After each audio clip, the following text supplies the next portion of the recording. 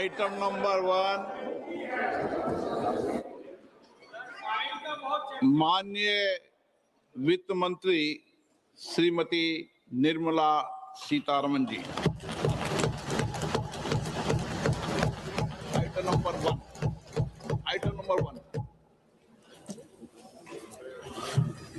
Sir, with your permission, I rise to lay on the table a copy each of the following papers, Hindi and English versions, under Article 281 of the Constitution, Report for 2026 to 2031, Volume 1, Main Report of the 16th Finance Commission. 2. Report for 2026-2031, Volume 2, Annexures of the 16th Finance Commission. Number 3, explanatory memorandum as to the action taken on the recommendations contained in the above report. Item number 2, माननीय वित्त मंत्री Nirmala Sitharaman ji.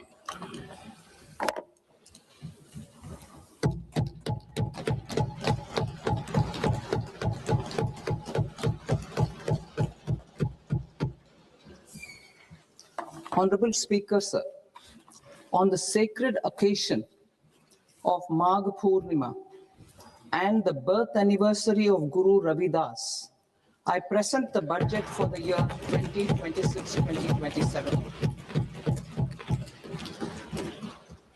Since we assumed office 12 years ago, India's economic trajectory has been marked by stability, fiscal discipline, sustained growth, and moderate inflation.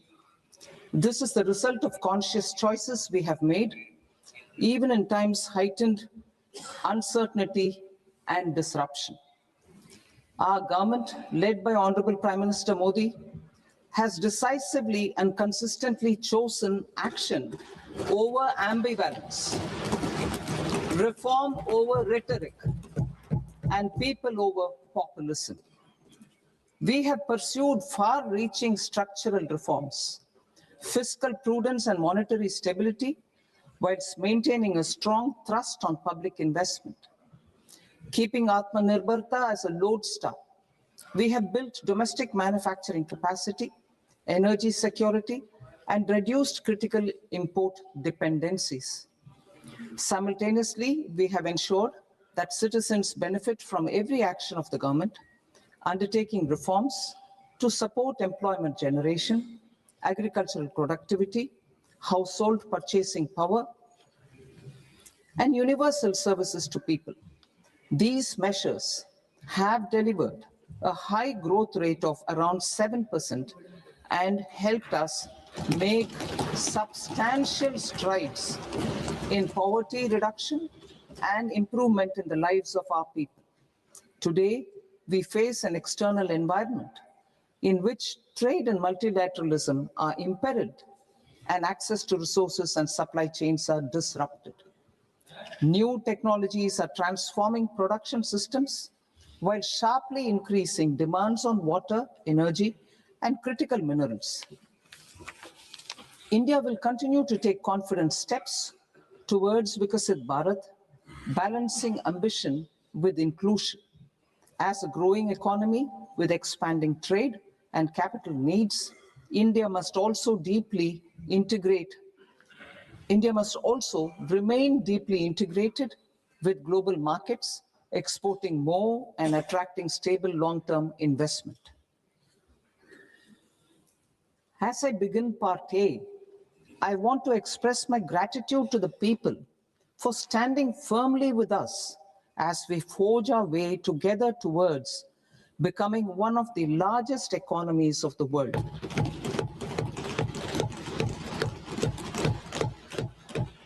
Our aim is to transform aspiration into achievement and potential into performance as we ensure that the dividends of growth reach every farmer, the scheduled caste, the scheduled tribes, the nomads, the youth, the poor, and the women. In Vikasit Bharat Young Leaders Dialogue 2026, several innovative ideas were shared with our Prime Minister, which have inspired many of the proposals, making this a unique Yuva Shakti driven budget. Our government's sankalp is to focus on our poor, underprivileged, and the disadvantaged. To deliver on this sankalp, and given that this is the first budget prepared in Kartavya Bhavan, we are inspired by three Kartavya. Our first Kartavya is to accelerate and sustain economic growth by enhancing productivity and competitiveness and building resilience to volatile global dynamics. Our second Kartavya is to fulfill aspirations of our people and build their capacity, making them strong partners in India's path to prosperity. Our third Kartavya, aligned with our vision of Sabka Saath, Sabka Vikas, is to ensure that every family, community, region, and sector has access to resources, amenities, and opportunities for meaningful participation. This threefold approach requires a supportive ecosystem. The first requirement is to sustain the momentum of structural reforms, continuous, adaptive, and forward-looking. Second, a robust and resilient financial sector is central to mobilizing savings, allocating capital efficiently, and managing risks. Third, cutting-edge technologies, including AI applications, can serve us as force multipliers for better governance. Reform Express. Our government has undertaken comprehensive reforms towards creating employment, boosting productivity, and accelerating growth. After the Prime Minister's announcement on Independence Day in 2025, over 350 reforms have been rolled out. This includes GST simplification, notification of labor codes, and rationalization of mandatory quality control orders. High-level committees have been formed, and in parallel, the central government is working with the state governments on deregulation and reducing compliance requirements.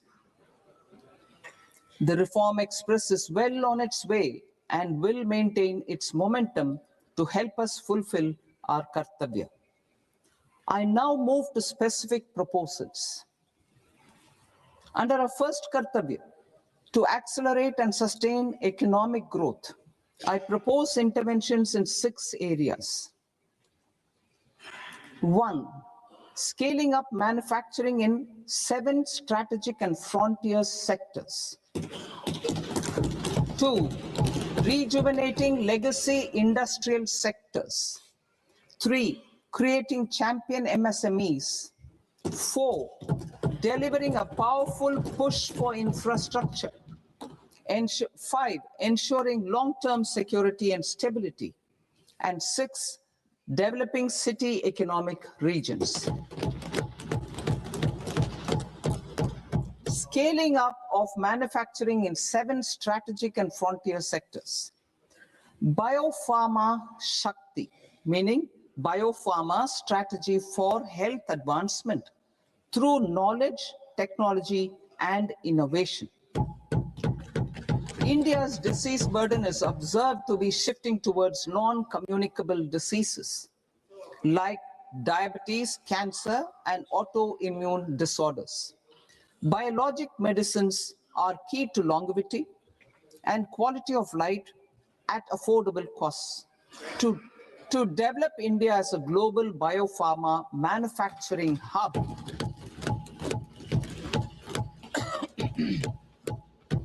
I propose the Biopharma Shakti with an outlay of 10,000 crores over the next 5 years. This will build the ecosystem for domestic production of biologics and biosimilars. The strategy will include a biopharma focused network with 3 new national institutes of pharmaceutical education and research, popularly known as NIPERS, and upgrading 7 existing ones. It will also create a network of 1,000 accredited India clinical trials sites.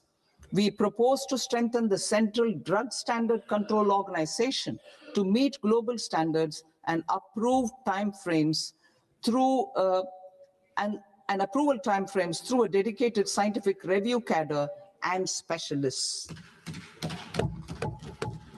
India Semiconductor Mission 1.0 expanded India's semiconductor sector capabilities. Building on this, we will launch ISM 2.0 to produce equipment and materials, design full-stack Indian IP, and fortify supply chains. We will also focus on industry-led research and training centers to develop technology and skilled workforce. The Electronics Components Manufacturing Scheme, launched in April 2025 with an outlay of 22,919 crores, already has investment commitments at double the targets. We propose to increase the outlay to 40,000 crores to capitalize on this momentum.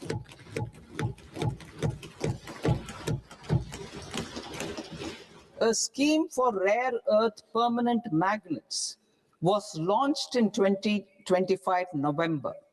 We now propose to support the mineral-rich states of Odisha, Kerala, Andhra Pradesh, and Tamil Nadu to establish dedicated rare earth corridors to promote mining, processing, research, and manufacturing.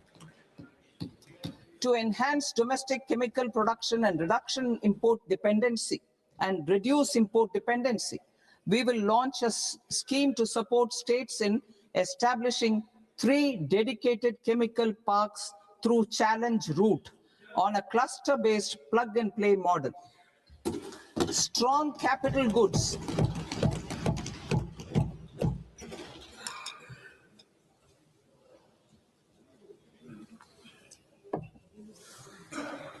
Strong capital goods capability is a determinant of productivity and quality across different sectors. Towards building this capacity, I propose the following. High-tech tool rooms will be established by central public sector enterprises at 2 locations as digitally enabled automated service bureaus that locally design, test, and manufacture high-precision components at scale and at lower cost. 2, a scheme for enhancement of construction and infrastructure equipments will be introduced to strengthen domestic manufacturing of high value and technologically advanced CIE. This can range from lifts in a multi-storied apartment or firefighting equipment in multiplexes, large or small, and to tunnel boring equipments for building metros and high-altitude roads. I also propose a scheme for container manufacturing to create a globally competitive container manufacturing ecosystem with a budgetary allocation of 10,000 crores over a 5-year period. For the labor-intensive textile sector, I propose an integrated program with 5 subparts. 1, the National Fiber Scheme for self-reliance in natural fibers, such as silk, wool, and jute, man-made fibers, and new age fibers. Textile expansion and employment scheme to modernize traditional clusters with capital support for machinery, technology upgradation, and common testing and certification centers. 3, the National Handloom and Handicraft Program to integrate and strengthen existing schemes and ensure targeted support for weavers and artisans. Tex Eco Initiative to promote globally competitive and sustainable textiles and apparels. Samarth 2.0 to modernize the upgrade the textile skilling ecosystem through collaboration with industry and academic institutions.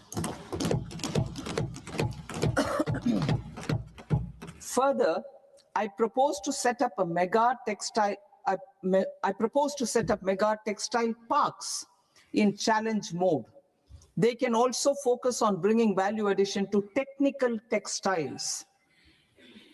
I propose to launch the Mahatma Gandhi Gram Swaraj initiative to strengthen khadi, handloom, and handicrafts. This will help in global market linkage and branding. It will streamline and support training, skilling, quality of process, and production. This will benefit our weavers, village industries, one district, one product, ODOP initiative, and also our rural youth. India has the potential to emerge as a global hub for high quality, affordable sports goods. I propose a dedicated initiative for sports goods that will promote manufacturing, research, and innovation in equipment design, as well as material sciences. Rejuvenation of legacy industrial clusters. I propose to introduce a scheme to revive 200 legacy industrial clusters to improve their cost competitiveness and efficiency through infrastructure and technology upgradation. Creating champion SMEs and supporting micro enterprises. Recognizing MSMEs as a vital engine of growth, I propose a three-pronged approach to help them grow as champions. Equity support. I propose to introduce a dedicated 10,000 crores SME growth fund to create future champions, incentivizing enterprises based on select criteria. I also propose to top up the Self-Reliant India Fund set up in 2021 with 2,000 crores to continue support to micro enterprises and maintain their access to risk capital. Liquidity support. With TREDS, more than 7 lakh crore has been made available to MSMEs. To leverage its full potential, I propose 4 measures. 1, mandate TREDS as the transaction settlement platform for all purchases from MSMEs by CPSEs, serving as a benchmark for other corporates. 2, introduce a credit guarantee support mechanism through CGTMSE for invoice discounting on TREDS platform.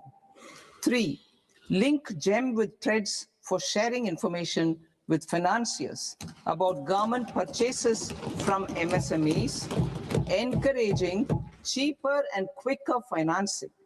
4, introduce TREDS receivables as asset-backed securities, helping develop a secondary market, enhancing liquidity and settlement of transactions.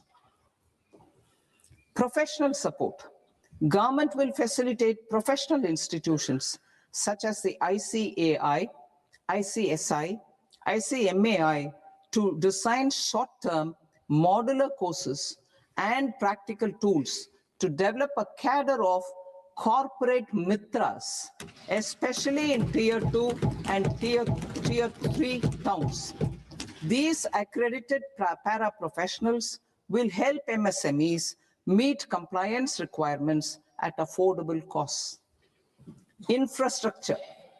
During this past decade, our government has undertaken several initiatives for large-scale enhancement of public infrastructure, including through new financing instruments such as Infrastructure Investment Trust (InvITs) and Real Estate Investment Trust (REITs), and institutions like NIIF and NABFID. We shall continue to focus on developing infrastructure in cities with over 5 lakh population, that is Tier 2, Tier 3 cities, which have expanded to become growth centers. Public capital expenditure has increased manifold from 2 lakh crore in 2014-15 to an allocation of 11.2 lakh crore in BE 25-26. In this coming year, that is financial year 2026-27, I propose to increase it to 12.2 lakh crores to continue the momentum. To strengthen the confidence of private developers regarding risks during infrastructure development and construction phase, I propose to set up an infrastructure risk guarantee fund to provide prudentially calibrated partial credit guarantee to lenders.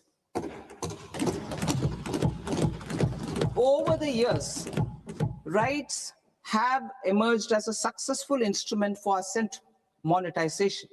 I propose to accelerate recycling of significant real estate assets of the CPSEs through the setting up of dedicated RITES. To promote environmentally sustainable movement of cargo, I propose to 1. Establish new dedicated freight corridors connecting Dankuni in the east to Surat in the west. Operationalize 20 new national waterways over the next 5 years, starting with National Waterways 5 in Orissa to connect mineral-rich areas of Talcher and Angul and industrial centers like Kalinga Nagar to the ports of Paradeep and Dhamra. Training institutes will be set up as regional centers of excellence for development of required manpower for these waterways. This will benefit youth in the entire stretch of the waterways to train and acquire skills. Further, a ship repair ecosystem catering to inland waterways will also be set up at Varanasi and Patna. And C, launch a coastal cargo promotion scheme for incentivizing a modal shift from rail to road to increase the share of inland waterways and coastal shipping from 6% to 12% by 2047. To enhance last mile and remote connectivity and promote tourism, I propose to give incentives to indigenize manufacturing of seaplanes. A seaplane VGF scheme will be also introduced to provide support for operations. Carbon capture, utilization, and storage. Aligning with the roadmap launched in December 2025, the carbon capture, utilization, and storage technologies at scale will achieve higher readiness and in end-use application across 5 industrial sectors, including power, steel, cement, refineries, and chemicals. An outlay of 20,000 crore is proposed over the next 5 years for this purpose. City economic regions. Cities are India's engines of growth, innovation, and opportunities. We shall now focus on Tier 2, Tier 3 cities, and even temple towns, which need modern infrastructure and basic amenities. This budget aims to further amplify the potential of cities to deliver the economic power of agglomerations by mapping city economic regions based on their specific growth drivers. An allocation of 5,000 crore per CER over 5 years is proposed for implementing their plans through a challenge mode with a reform-cum-result-based financing mechanism.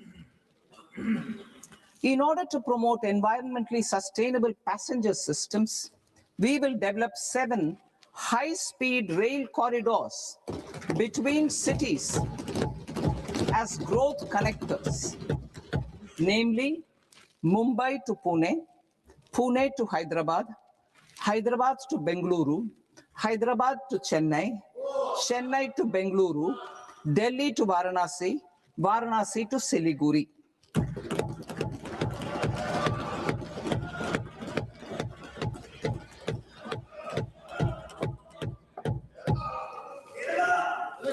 Financial sector. The Indian banking sector today is characterized by strong balance sheet, historic highs in profitability, improved asset quality, and coverage exceeding 98% of villages in the country. At this juncture, we are well placed to futuristically evaluate the measures needed to continue on the path of reform-led growth of this sector. I propose setting up a high-level committee on banking for Vikasit Bharat.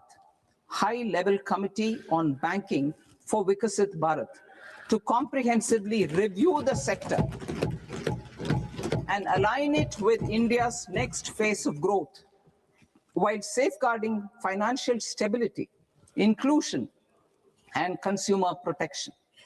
The vision for NBFCs for Vikasit Bharat has been outlined with clear targets for credit disbursement and technology adoption in order to achieve scale and improve efficiency in the public sector NBFCs.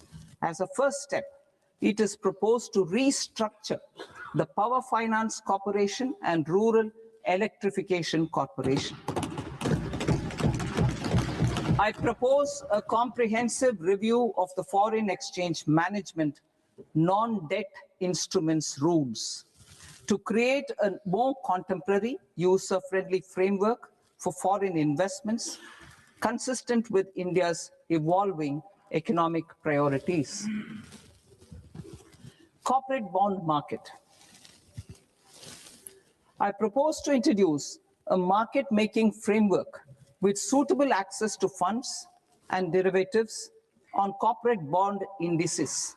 I also propose to introduce total return swaps on corporate bonds. Municipal bonds.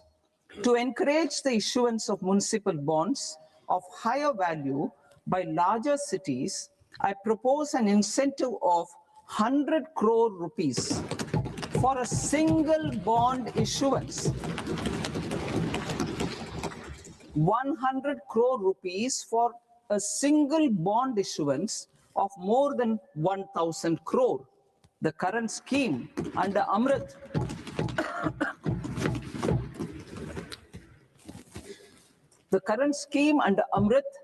which incentivizes issuances up to 200 crores only, will also continue to support smaller and medium towns.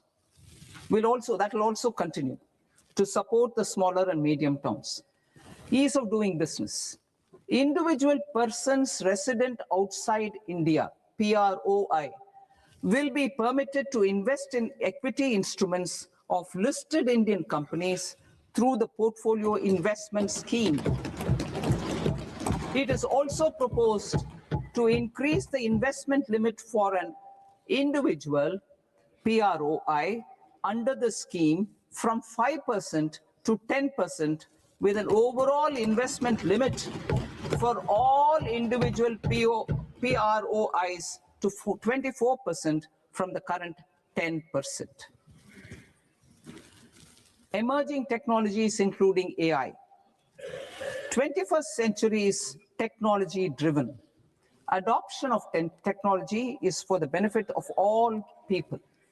Farmers in the field, women in STEM, youth keen to upskill, and Divyangjan to access newer opportunities. The government has taken several steps to support new technologies through AI Mission, National Quantum Mission, Anusandhan National Research Fund, and Research and Development and Innovation Fund. Our second kartavya is to fulfill aspirations and build capacities. Close to 25 crore individuals have come out of multi-dimensional poverty through a decade of our government's sustained and reform-oriented efforts.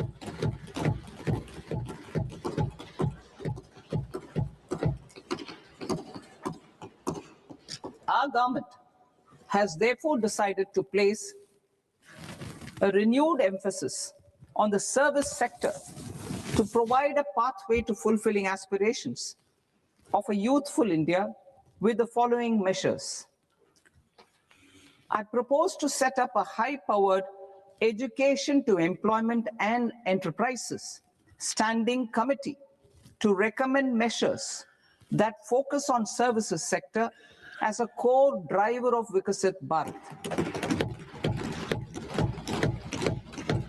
This will make us a global leader in services with a 10% global share by 2047. The committee will prioritize areas to optimize the potential for growth, employment, and exports. They will also assess the impact of emerging technologies, including AI, on jobs and skill requirements and propose measures thereof. To create a range of skilled career pathways, a new range of skilled career pathways for our youth, I propose interventions in the following sectors. Health. Existing institutions for allied health professionals will be upgraded and new AHP institutions established in private and government sectors. This will cover 10 selected disciplines, including optometry, radiology, anesthesia, OT technology, applied psychology, and behavioral health, and add 1 lakh AHPs over the next 5 years. A strong care system covering geriatric and allied care services will be built. A variety of NSQF-aligned programs will be developed to train multi-skilled caregivers, combining core care and allied skills such as wellness, yoga, and operation of medical assistive devices. In the coming year, 1.5 lakh caregivers will be trained.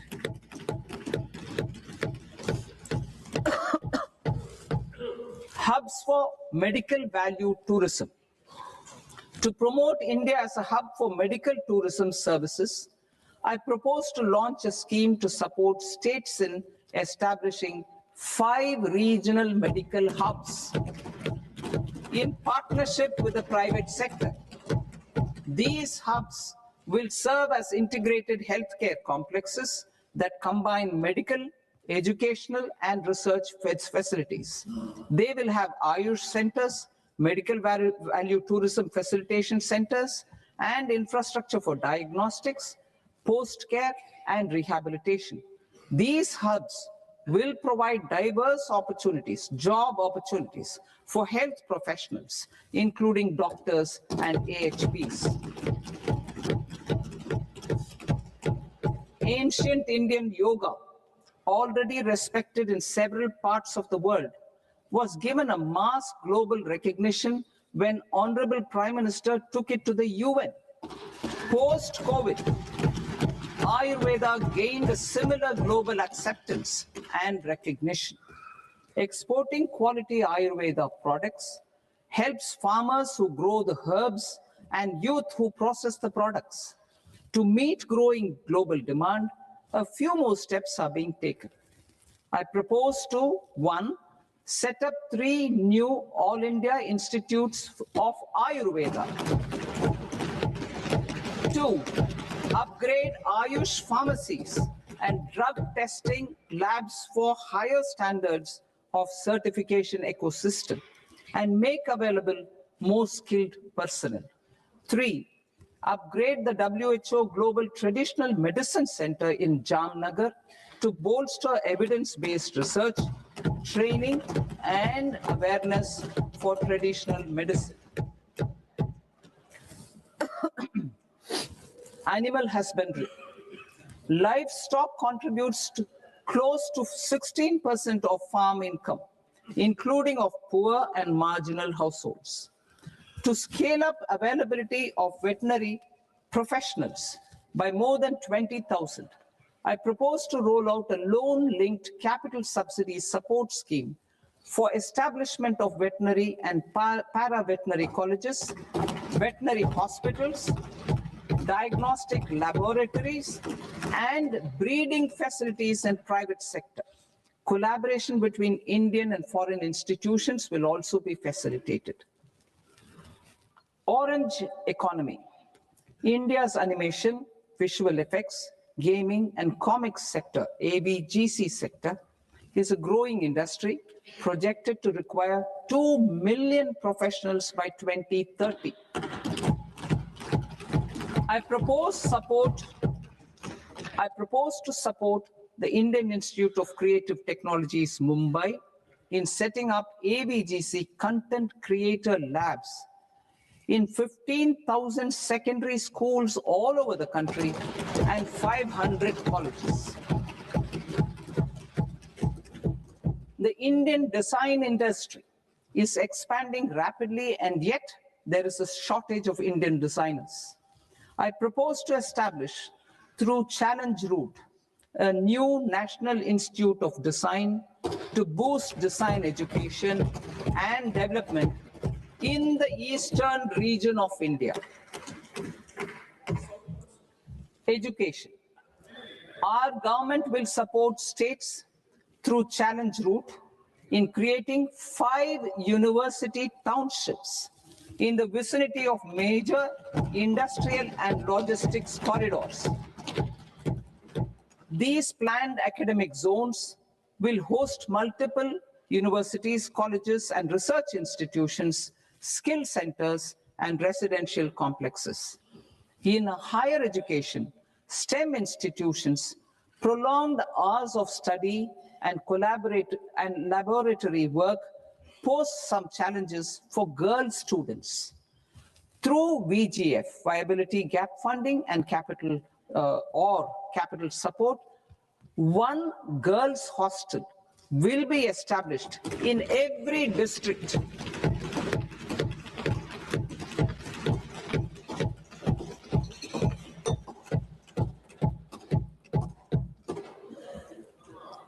To promote astrophysics and astronomy via immersive experiences. 4 telescope infrastructure facilities will be set up or upgraded. The National Large Solar Telescope, the National Large Optical Infrared Telescope, the Himalayan Chandra Telescope, and the Cosmos 2 Planetarium. Tourism. The tourism sector has the potential to play a large role in the employment generation, forex earnings, and expanding the local economy. I propose to set up a National Institute of Hospitality by upgrading the existing National Council for Hotel Management and Catering Technology.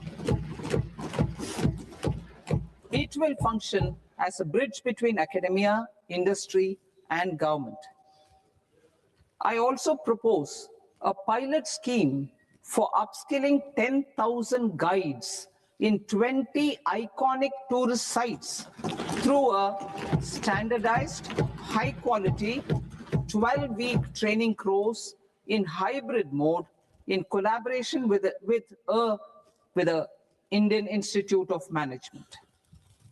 A national destination digital knowledge grid will be established to digitally document all places of significance, cultural, spiritual, and heritage. This initiative will create a new ecosystem of jobs for local researchers, historians, content creators, and technology partners. India has the potential and opportunity to offer world-class trekking and hiking experience. We will develop ecologically sustainable mountain trails in Himachal Pradesh, Uttarakhand, and Jammu Kashmir. Also in Araku Valley in the Eastern Ghats and Podigai Malai in the Western Ghats. Turtle trails along key nesting sites in the coastal areas of Odisha Karnataka and Kerala. And 3, bird watching trails along the Pulikat Lake in Andhra Pradesh, Tamil Nadu. It's on the border. Under the visionary leadership of Honorable Prime Minister, we established the International Big Cat Alliance in 2024. This year, India is hosting the first ever Global Big Cat Summit, where heads of governments and ministers from 95 range countries will deliberate on collective strategies for conservation. Heritage and culture tourism. I propose to develop 15 archaeological sites, including Lothal, Dholavira, Rakhi Gadi, Adichanallur, Saranath, Hastinapur, and Leh Palace into vibrant experiential cultural destinations. Excavated landscapes will be open to the public through curated walkways. Immersive storytelling skills and technologies will be introduced to help conservation labs, interpretation centers, and guides. The sports sector provides multiple means of employment, skilling, and job opportunities. Taking forward the systematic nurturing of sports talent, which is set in motion through the Khelo India program earlier, I propose to launch a Khelo India mission to transform the sports sector over the next decade. The mission will facilitate an integrated talent development pathway supported by training centers, which are foundational, intermediate, and elite levels. B, systematic development of coaches and support staff. C, integration of sports science and technology. D, competitions and leagues to promote sports culture and provide platforms. And E, development of sports infrastructure for training and competition. Our third Kartavya aligns with our vision of Sabka Saath, Sabka Vikas towards Vikasit Bharat. This requires targeted efforts for 1, increasing farmer incomes through productivity enhancement and entrepreneurship, with special attention to small and marginal farmers. B, empowering Divyangjan through access to livelihood opportunities, training, and high-quality assistive devices. C, empowering the vulnerable to access mental health and trauma care. D, focus on the Purvodaya states and the Northeast region to accelerate development and employment opportunities. Fisheries. We will undertake initiatives for integrated development of 500 reservoirs and Amrit Sarovars. 2, strengthen the fisheries value chain in coastal areas and enable market linkages involving startups and women-led groups together with fish farmer producer organizations. Animal husbandry. To provide quality employment opportunities in rural and peri-urban areas, we will support the animal husbandry sector in entrepreneurship development through A, credit-linked subsidy program, B, scaling up and modernization of livestock enterprises, C, enhanced creation of livestock, dairy, and poultry, enhanced creation of livestock, dairy, and poultry-focused integrated value chains, and D, encourage creation of livestock farmer producer organizations. High-value agriculture. To diversify farm outputs, increase productivity, enhance farmers' incomes, and create new employment opportunities, we will support high-value crops such as coconut, sandalwood, cocoa, cashew in the coastal areas, agar trees in Northeast, and nuts such as almonds, walnuts, and pine nuts in our hilly regions. These, all of them, will be supported. India is the world's largest producer of coconuts. About 30 million people including nearly 10 million farmers, depend on coconuts for their livelihood. To further enhance competitiveness in coconut production, I propose a coconut promotion scheme to increase production and enhance productivity through various interventions, including replacing and non-productive trees with new saplings or plants or varieties in major coconut growing states. A dedicated program is proposed for Indian cashew and cocoa to make India self-reliant in raw cashew and coconut production and processing, enhance export competitiveness, and transform Indian cashew and Indian cocoa into premium global brands by 2030. Sandalwood. Sandalwood is closely linked to India's social and cultural heritage. Our government will partner with state governments to promote focused cultivation and post-harvest processing to restore the glory of the Indian sandalwood ecosystem, to rejuvenate old, low-yielding orchards, and expand high-density cultivation of walnuts, almonds, and pine nuts. We will support a dedicated program to enhance farmer incomes and in bringing value addition by engaging youth. Bharat Vistar, that is virtually integrated system to access agricultural resources. I propose to launch Bharat Vistar, a multilingual AI tool that shall integrate the AgriStack portals and the ICAR package on agricultural practices with AI systems. This will enhance farm productivity, enable better decisions for farmers, and reduce risk by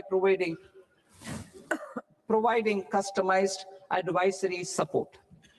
She Marts for rural women-led enterprises. Building on the success of Lakpati Didi program, I propose to help women take the next step from credit-linked livelihoods to being owners of enterprises.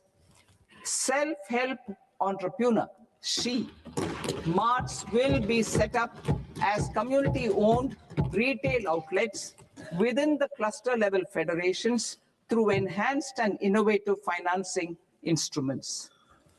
Empowering Divyangjan. Divyangjan Kaushal Yojana.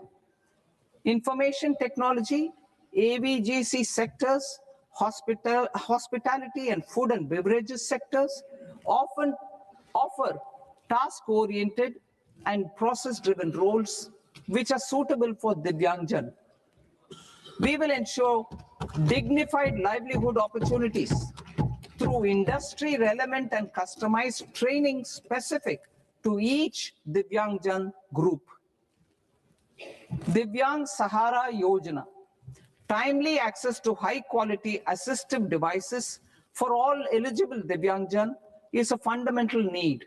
I propose to, 1, support the Artificial Limbs Manufacturing Corporation of India, Alimco, to set up and to scale up production of assistive devices, invest in R&D and AI integration, strengthen PM Divyasha Kendras, and support setting up of assistive technology marts as modern retail style centers where Divyangjan and senior citizens can see, try, and purchase assistive products.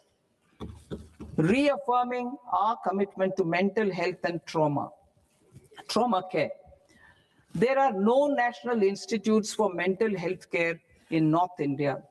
We will therefore set up a NIMHANS 2 and also upgrade national mental health institutes in Ranchi and in Tezpur as regional apex institutions. Emergencies expose families, particularly the poor and vulnerable, to unexpected expenditure. We will strengthen and increase these capacities by 50% in district hospitals by establishing emergency and trauma care centers.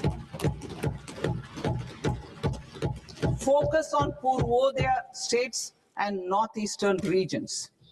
Purvodaya, I propose the development of an integrated East Coast industrial corridor with a well-connected node at Durgapur, creation of 5 tourism destinations in 5 Purvodaya states, and the provision of 4,000 e-buses. Buddhist sites in northeastern region. The northeastern region is a civilizational confluence of Theravada and Mahayana or Vajrayana traditions. I propose to launch a scheme for development of Buddhist circuits in Arunachal Pradesh, Sikkim, Assam, Manipur, Mizoram, and Tripura. The scheme will cover preservation of temples and monasteries, pilgrimage interpretation centers, connectivity, and pilgrim amenities. 16th Finance Commission. On 17th November 2025, the 16th Finance Commission submitted its report to the President. As mandated under Article 281 of the Constitution, the government is to lay the report along with the explanatory memorandum on the action taken report on the recommendations of the Commission in Parliament, which, Sir, Honorable Speaker, you've allowed me to do at the commencement of this session. The government has accepted the recommendation of the Commission to retain the vertical share of devolution at 41%. As recommended by the Commission, I have provided 1.4 lakh crores of rupees to the states for the year 2026-2027 as Finance Commission grants. These include rural and urban local body and disaster management grants. Fiscal consolidation. Government has been delivering on our fiscal commitments consistently without compromising on social needs. To strive towards accepted standards of fiscal management in Budget 25-26, I had indicated that the central government would target reaching a debt to GDP ratio of 50 plus or minus 1% by 2030-31. In line with this, the debt to GDP ratio is estimated to be 55.6% of GDP in BE 26-27, compared to 56.1% of GDP in RE 25-26. A declining debt to GDP ratio will gradually free up resources for priority sector lending and expenditure by reducing the outgo on interest payments. One of the main operational instruments for debt targeting is the fiscal deficit. I'm happy to inform this august House that I fulfilled my commitment made in 2021-2022 to reduce fiscal deficit below 4.5% of GDP by 25-26. In RE 25-26, the fiscal deficit has been estimated at par with BE of 2025-26 at 4.4% of GDP. In line with the new fiscal prudence path of debt consolidation, the fiscal deficit in BE 26-27 is estimated to be 4.3% of the GDP.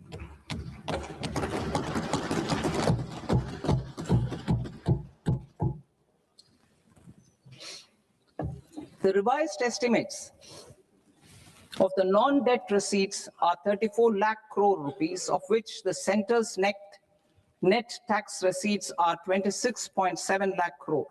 The revised estimate of the total expenditure is 49.6 lakh crore rupees, of which the capital expenditure is about 11 lakh crores. Budget estimates 2026 to 2027.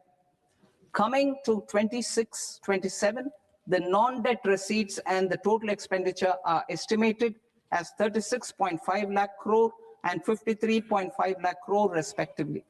The centre's net tax receipts are estimated at 28.7 lakh crore rupees.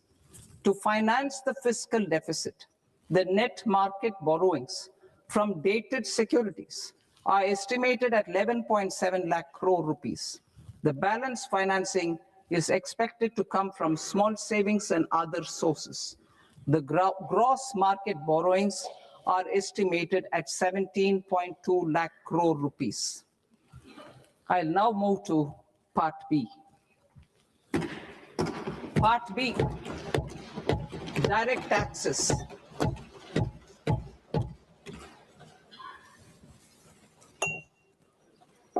Honorable Speaker, sir, I now present my proposals on direct taxes.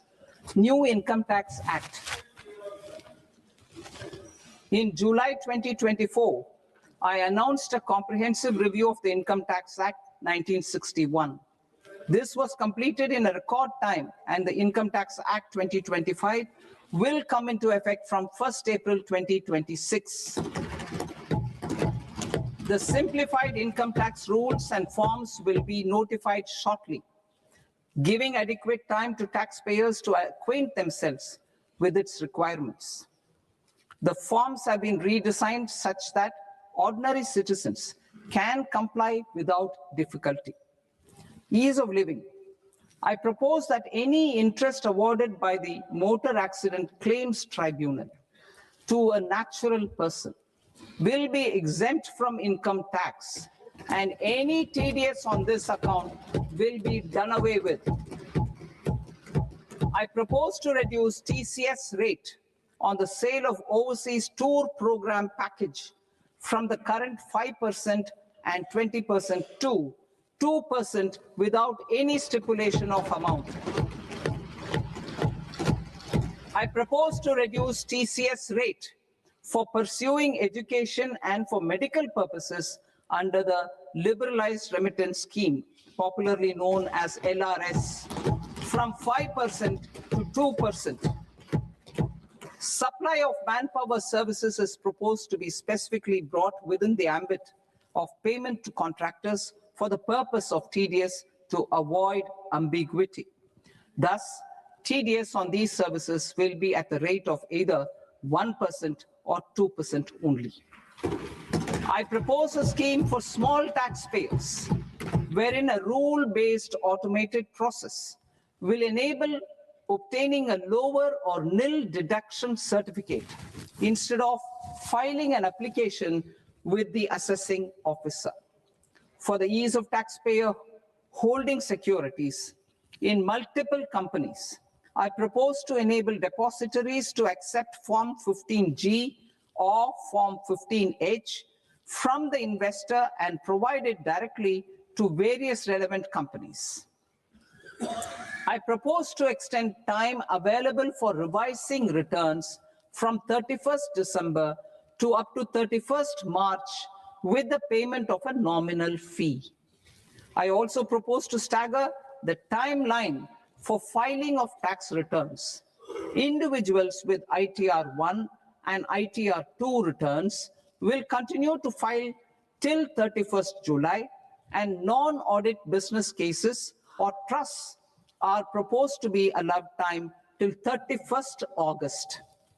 TDS on sale of immovable property by a non-resident is proposed to be deducted and deposited through resident buyers and his or her PAN-based challan instead of requiring a TAN, which is a temporary accounting number. To address practical issues of small taxpayers like students, young professionals, tech employees, relocated NRIs, and such others, I propose to introduce a one-time 6-month foreign asset disclosure scheme for these taxpayers to disclose income or assets below a certain size. This scheme would be applicable for two categories of taxpayers, namely, A, who did not disclose their overseas income or assets, and B, who disclose their overseas income and or paid due tax but could not declare the asset acquired. For category A, the limit of undisclosed income or asset is proposed to be up to 1 crore rupees. They need to pay 30% of fair market value of asset or 30% of undisclosed income as tax and 30% as additional income tax in lieu of penalty and would thereby get immunity from prosecution. For category B, asset value is proposed to be up to 5 crore rupees. Here, immunity from both penalty and prosecution will be available with a payment of fee of 1 lakh rupees. Rationalizing penalty and prosecution. Multiplicity of proceedings are hindrance to the ease of doing business. I propose to integrate assessment and penalty proceedings by way of a common order for both. There will be no interest liability on the taxpayer on the penalty amount for the period of appeal before the first appellate authority, irrespective of the outcome of appeal process. Further, quantum of prepayment is being reduced from 20% to 10% and will continue to be calculated only on core tax demand. As an additional measure for reducing litigation, I propose to allow taxpayers to update their returns even after reassessment proceedings have been initiated and an additional 10% tax rate over and above the rate applicable for the relevant year. The assessing officer will then use only this updated return in his proceedings. There is already a framework for immunity from penalty and prosecution in the cases of underreporting. I propose to apply this framework for immunity to misreporting too. However, in such a case, the taxpayer will need to pay 100% of the tax amount as an additional income tax over and above the tax and interest due.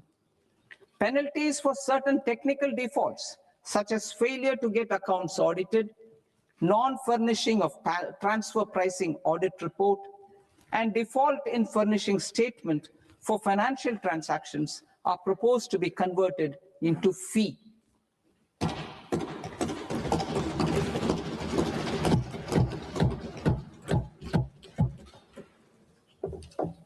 I propose to rationalize prosecution framework under Income Tax Act while maintaining a careful balance for deterrence in some serious offense.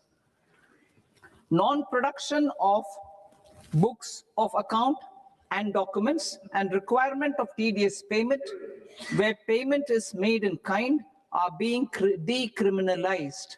Further, minor offenses will attract fine only.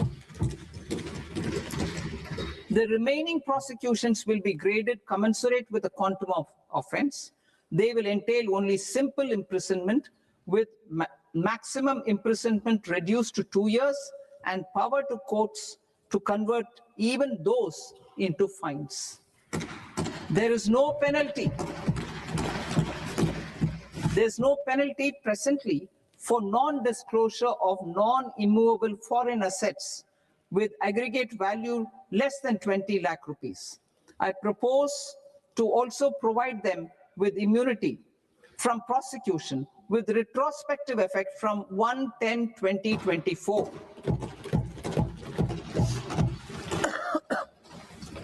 Cooperatives.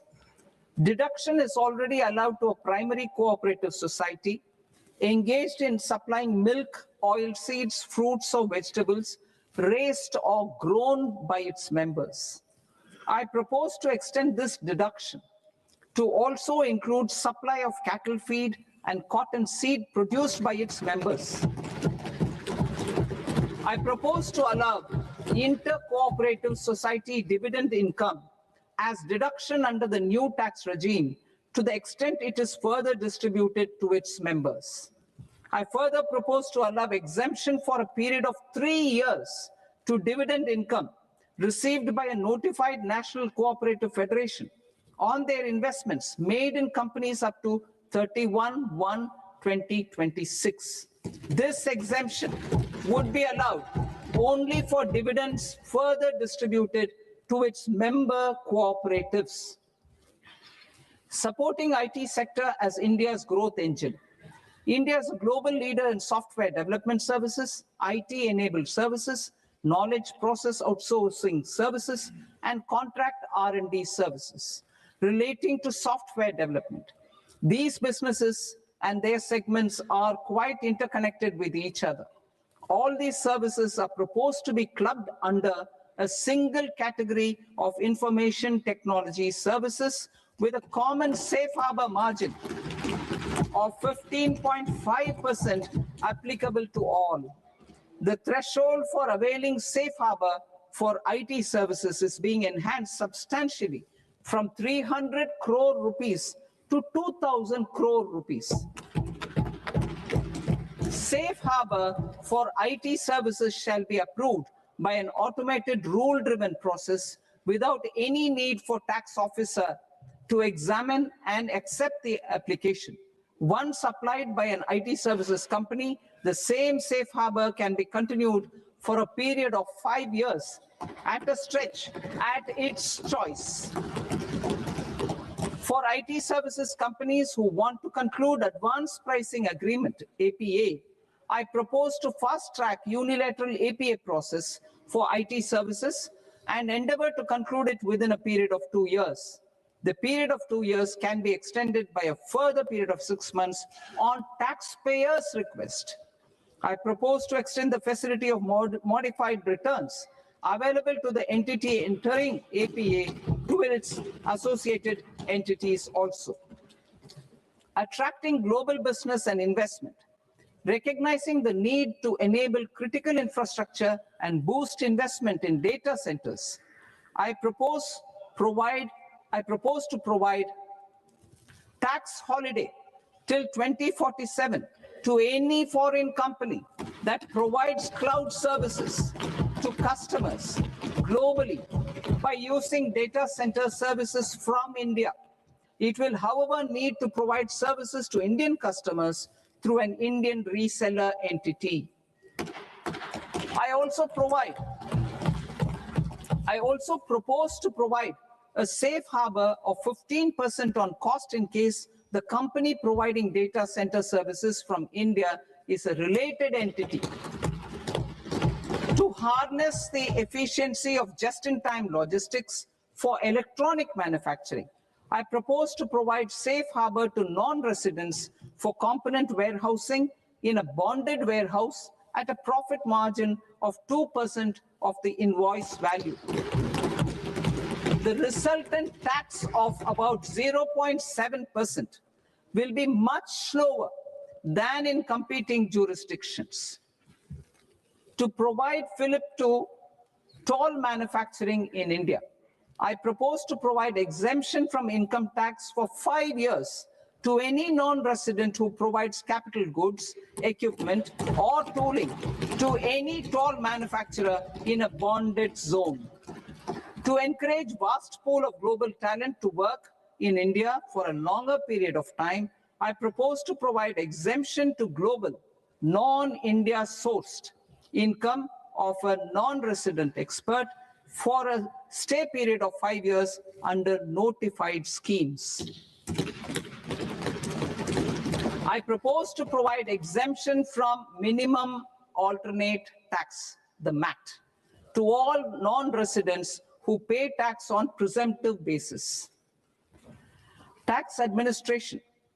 I propose to constitute a joint committee of Ministry of Corporate Affairs and Central Board of Direct Taxes for incorporating the requirements of income computation and disclosure standards, the ICDS, in the Indian Accounting Standards, IND AS itself. Separate accounting requirement based on ICDS will be done away with from the tax year 27-28. To support Prime Minister Modi's vision of homegrown accounting and advisory firms to become global leaders, I propose to rationalize the definition of accountant for the purposes of safe harbor rules. Other tax proposals. Change in taxation of buyback was brought in to address the improper use of buyback route by promoters. In the interest of minority shareholders, I propose to tax buyback for all types of shareholders as capital gains. However, to disincentivize misuse of tax arbitrage, promoters will pay an additional buyback tax. This will make effective tax 22% for corporate promoters. For non-corporate promoters, the effective tax will be 30%. TCS rate for sellers of specific goods, namely alcoholic liquor, scrap, and minerals, will be rationalized to 2%, and that on tendu leaves will be reduced from 5% to 2%. I propose to raise the STT on futures to 0.05% from the present 0.02%.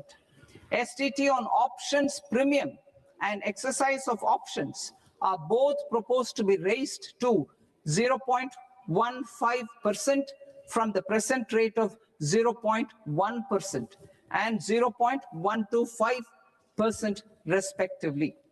We reformed the taxation landscape for corporates in 2019 by providing them a simplified regime with lower tax rate so that they could productively focus on business rather than on claim of deductions and exemptions.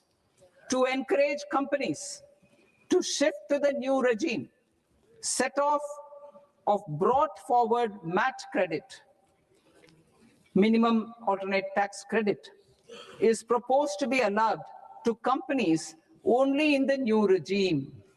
Set off using available MAT credit is proposed to be allowed to an extent of 1/4 of the tax liability in the new regime.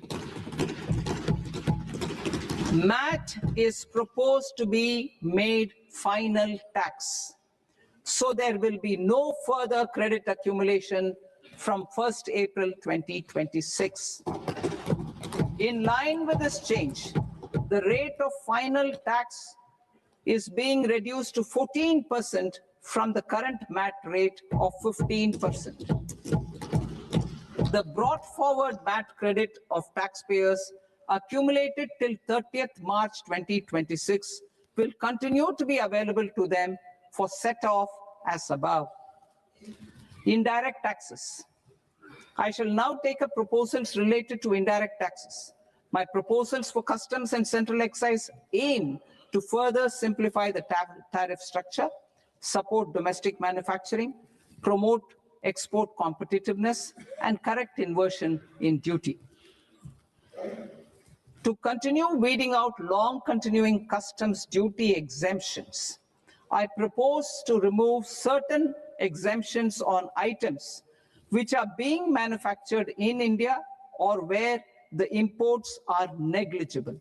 Similarly, to further simplify the process of ascertaining the rate of duty applicable on a particular item, I propose to incorporate certain effective rates in various customs notifications to the tariff schedule itself. I shall now take up sector-specific proposals. Promotion of exports of marine, leather, and textile products. I propose to increase the limit for duty-free imports of specified inputs used for processing seafoods for export from the current 1% to 3% of FOB value of the previous year's export turnover. I also propose to allow duty-free imports of specified inputs, which is currently available for exports of leather or synthetic footwear, to exports of shoe uppers as well. I propose to extend the time period for export of final product from the existing 6 months to 1 year for exporters of leather or textile garments, leather or synthetic footwear, and other leather products. Energy transition and security. I propose to extend the basic customs duty exemption given to capital goods used for manufacturing lithium-ion cells for batteries to those used for manufacturing lithium-ion cells for battery energy storage systems also. I propose to exempt basic customs duty on import of sodium antimonate for use in manufacture of solar glass. Nuclear power. I propose to extend the existing basic customs duty exemption on imports of goods required for nuclear power projects till the year 2035 and expand it for all nuclear plants irrespective of their capacity. Critical minerals. It is proposed to provide basic customs duty exemption to the import of capital goods required for the processing of critical minerals in India. Biogas blended CNG. I propose to exclude the entire value of biogas while calculating the central excise duty payable on biogas blended CNG. Civil and defense aviation. I propose to exempt basic customs duty on components and parts required for the manufacture of civilian training and other aircrafts. It is proposed to exempt basic customs duty on raw materials imported for the manufacture of parts of aircraft to be used in maintenance, repair, or overall requirements by units in the defense sector. Electronics. To deepen value addition in the consumer electronics sector, I propose to exempt basic customs duty on specified parts used in the manufacture of microwave ovens.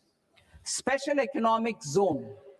To address the concerns arising about utilization of capacity by manufacturing units in the special economic zones due to global trade disruptions, I propose as a special one-time measure to facilitate sales by eligible manufacturing units in SEZs to the domestic tariff area at concessional rates of duty.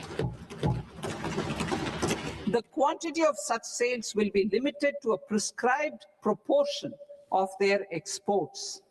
Necessary regulatory changes will be undertaken to operationalize the measures while ensuring level playing field for the units working in the DTA. Ease of living. To rationalize the customs duty structure for goods imported for personal use, I propose to reduce the tariff rate on all dutiable goods imported for personal use from 20% to 10%. To provide relief to patients, particularly those suffering from cancer, I propose to exempt basic customs duty on 17 drugs or medicines.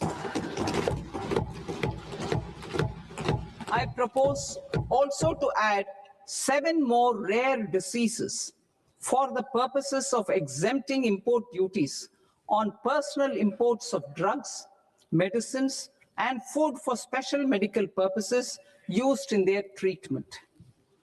Customs process. India's role and share in the global trade is poised for a major leap in line with our ambition and journey towards Viksit Bharat. In this regard, I propose many measures for custom processes to have minimal intervention for smoother and faster movement of goods and greater certainty to the trade. Trust-based systems. I propose to enhance duty deferral period for Tier 2 and Tier 3 authorized economic operators, known as AEOs, from 15 days to 30 days. I propose to provide eligible manufacturer importers the same duty deferral facility. This should encourage them to get themselves accredited as a full-fledged Tier 3 AEO in due course. To provide greater certainty and for better business planning, I propose to extend validity period of advance ruling binding on customs from the present 3 years to 5 years. In the spirit of the whole of government approach,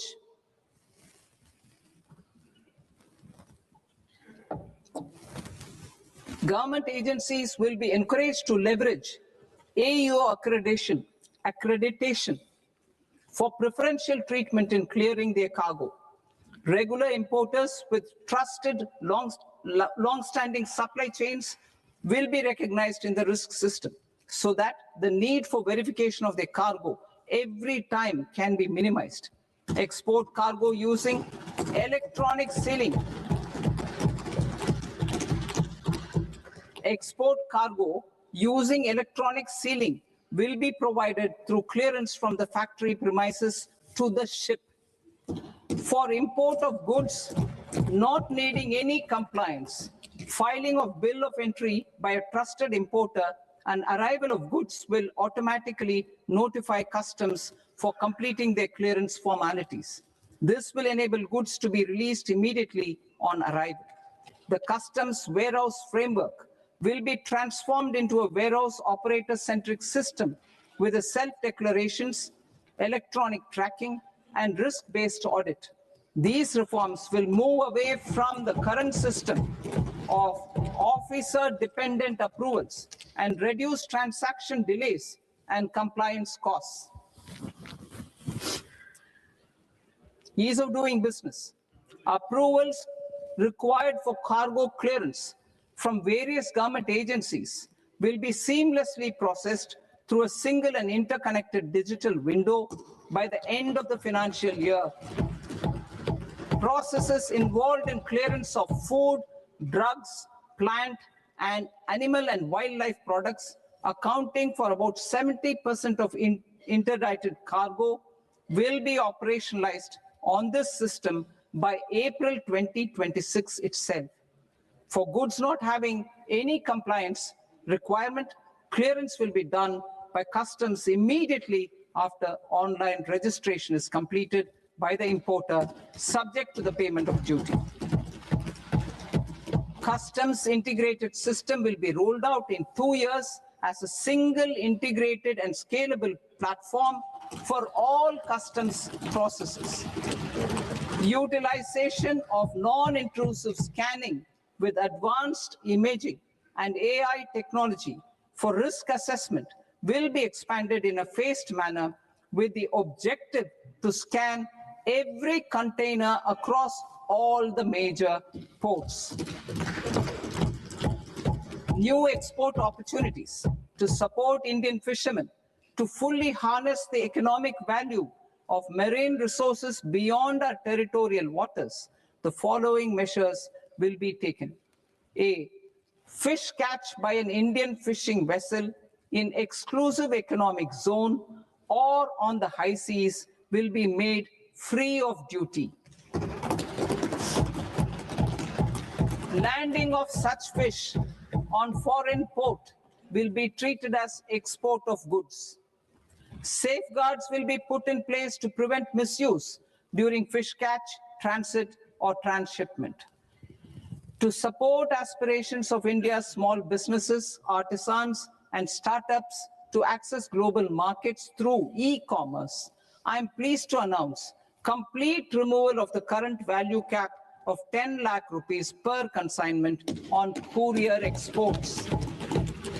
In addition, handling of rejected and returned consignments will be improved with effective use of technology for identifying such consignments.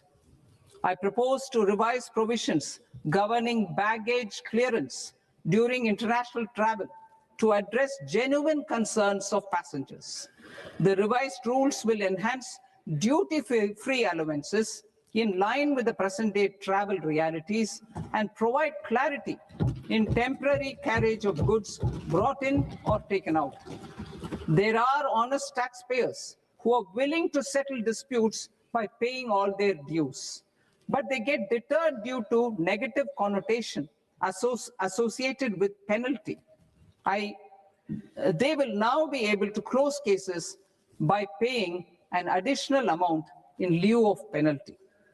Honorable Speaker, sir, with this, I commend the budget to this august House. Jai Hind.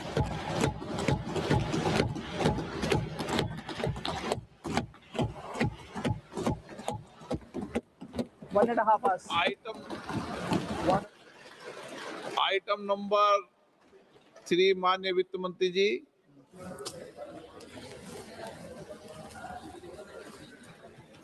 Item number 2, sir. 3 3. Sir, with your permission, I rise to lay on the table of the the following statements under Section 3, 1 of the Fiscal Responsibility and Budget Management Act of 2003, medium-term fiscal policy cum fiscal policy strategy statement, and macroeconomic framework statement.